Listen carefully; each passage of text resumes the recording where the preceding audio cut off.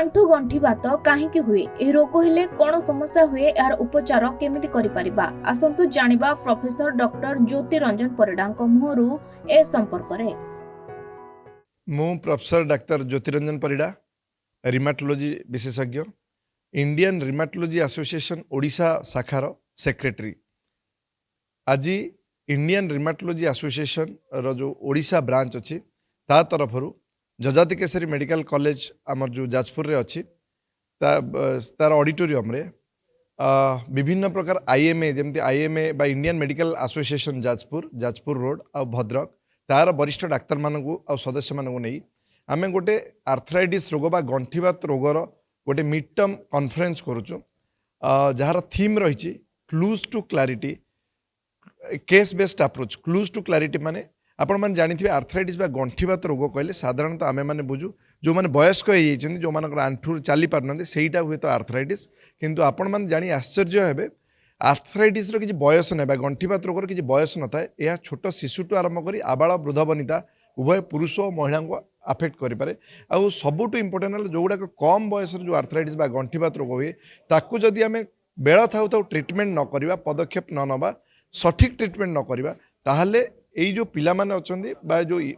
कम बयस लोक मैंने से अजथा अकर्मण्यतार शिकार हे जोटा कि लंग टर्म में तांको सेतिपई नी रिप्लेसमेंट हिप रिप्लेसमेंट आदि करिया पड़ी पारे। तेणु यही जो आर्थराइटिस रोग बा जो रिमाटोलॉजी विभाग अच्छी बहुत लोक हुए तो शुणी नथिबे रिमाटोलॉजी बोली गोटे मेडिकल साइंस गोटे ब्रांच अच्छी। साधारणतः आर्थराइटिस रोगर दुईटा ब्रांच अच्छी गोटे ऑर्थोपेडिक गोटे रिमाटोलॉजी। ऑर्थोपेडिक विभाग साधारणतः गोटे सर्जिकल ब्रांच जोटी आपंकर हाड़ भांगी गले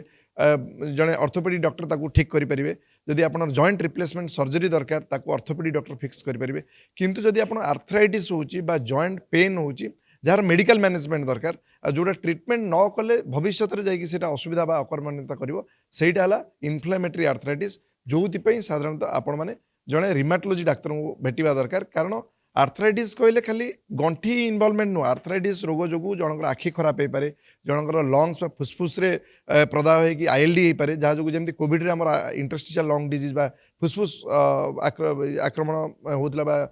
इनवल्व होता सेमती रिमाटॉइड आर्थराइटिस जो आप लंग्स भी इनवल्व हो पारे आपनर पैरालिसिस हो पारे आपन जदि आटलांटो एक्सियल सबलक्सेशन तो बहुत गुड़े कॉम्प्लिकेशन अच्छी जोटा आम इजिली प्रिवेंट करें जमी डायबिटीज गोटे रोग जमी आप प्रथम अवस्था धरवे चिकित्सा करेंगे कादब आईन कानून रे ताहले आपणकर कॉम्प्लिकेशन हेनी सेमती आर्थराइटिस गोटे रोग जदि अर्ली डायग्नोसिस अर्ली ट्रिटमेंट करवा सठिक ट्रिटमेंट करवा ताहले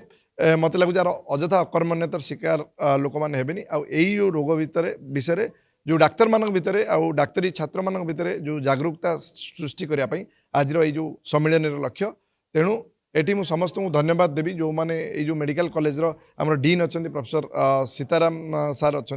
आमर जो आज ऑर्गेनाइजिंग सेक्रेटरी अच्छा प्रोफेसर शोभा मालिनी मैडम अच्छा से मैंने बहुत उद्यम कर साधु उद्यम को मुझे धन्यवाद जनइबी कि से उद्यम जो आज ये गोटे सम्मेलन जाजपुर ठारे अनुष्ठित हो पारिछि।